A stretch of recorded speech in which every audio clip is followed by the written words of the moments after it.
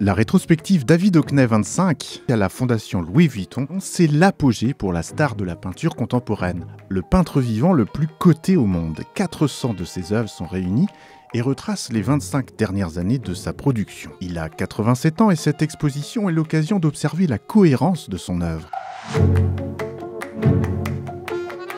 Comme tous les grands peintres, David Hockney s'est posé des défis. Comment représenter le monde, l'espace et le temps. Pour relever ce challenge, depuis les années 50, le magicien Hockney ne cesse d'inventer des nouveaux tours pour nous faire voir les choses autrement. Mais alors, quels ont été les secrets de Sir Hockney pour y parvenir ?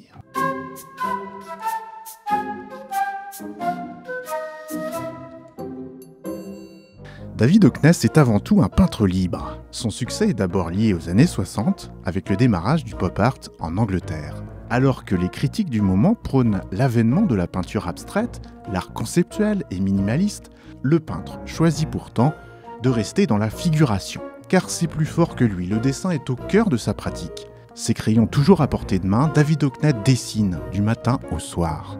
Ses créations naissent avant tout de l'observation et de l'imagination.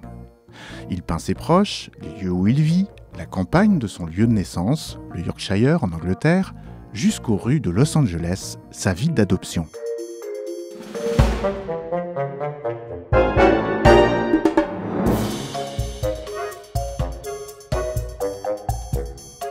Pour Hockney, la peinture ne disparaîtra jamais car elle reste la clé de toutes les autres images. Il le redit haut et fort dans un magazine récemment. La photographie n'est qu'un procédé chimique inventé en 1839, une façon scientifique de regarder le monde. Ce n'est pas le cas de la peinture.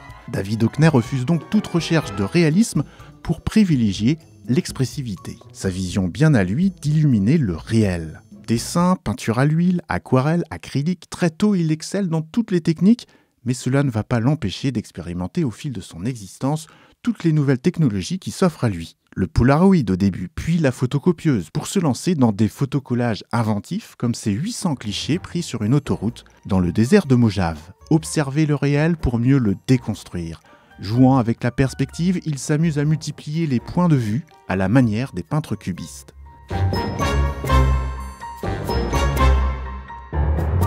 Plus tard, dans les années 2000, il développe une importante production de tableaux sur son iPhone. Il dessine directement sur l'écran avec son pouce.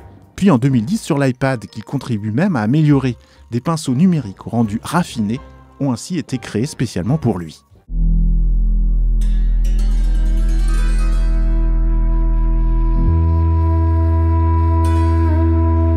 L'écran rétroéclairé lui permet aussi de dessiner la nuit, comme le montrent ces clairs de lune au-dessus de son jardin normand, réalisé en 2020.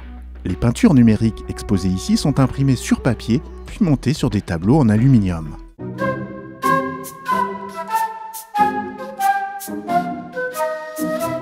David Hockney est ensuite un peintre épicurien. Dans cette rétrospective, on perçoit la joie que ressent l'artiste dans l'acte de peindre. Une joie qui irradie et se transmet au spectateur. Tout Hockney est là. Des sujets hédonistes et légers, un zeste de fausse naïveté, une pincée d'humour british et beaucoup de fantaisie. Et puis il y a cet amour profond pour la nature. Jamais lassé par la beauté du monde, ces tableaux sont comme des invitations à nous reconnecter avec le vivant.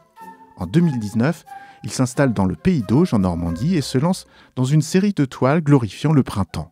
Et en matière de couleurs, David Hockney ose tout.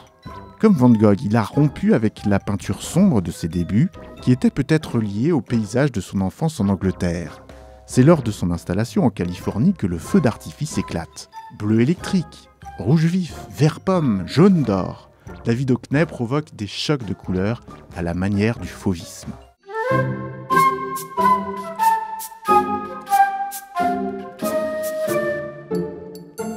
La nature comme lieu d'émerveillement chaque jour renouvelé, comme Claude Monet, avant lui, dans son jardin à Giverny. Des couleurs acidulées, à la suite de Bonnard, Gauguin ou Matisse. Héritier des peintres qui l'ont précédé, David Hockney revendique constamment un rapport de filiation avec ses prédécesseurs. Peut-être pour mieux s'en affranchir.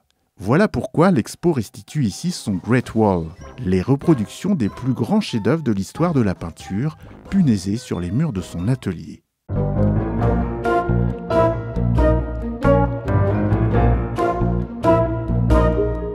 David Hockney, c'est enfin une œuvre en forme de journal intime, une autobiographie en tableau, le carnet de voyage de sa vie. Ces tableaux racontent des histoires à tiroir, des énigmes à résoudre, des relations amoureuses fugitives, des lieux qui changent, des objets indices posés là pour suggérer du non-dit. Il y a ce qui se voit et ce qui se cache.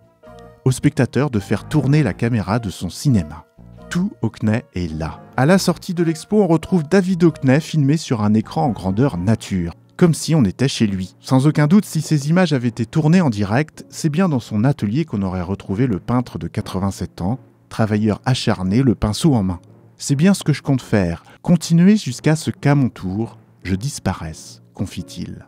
Mais en attendant, je me porte bien. Il y a suffisamment de choses dans ma maison et dans mon jardin pour m'occuper pendant des années.